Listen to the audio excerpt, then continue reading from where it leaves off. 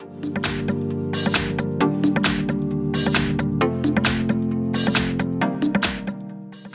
everyone, here we've got Samsung Galaxy M22 and let me share with you how to set camera timer on this device.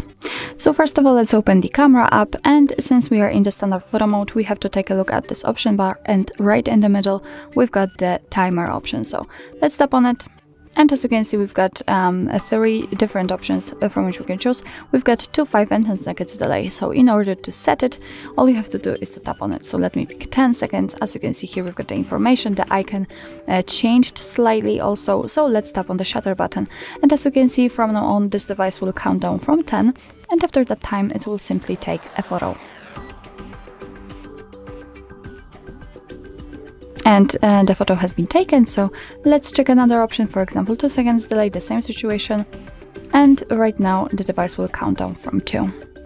Obviously you can turn it off and then your device will take photos right after touching the shutter button. So actually this is it. This is how to set camera timer in your Samsung Galaxy M22. Thank you so much for watching. I hope that this video was helpful, and if it was, please hit the subscribe button and leave the thumbs up.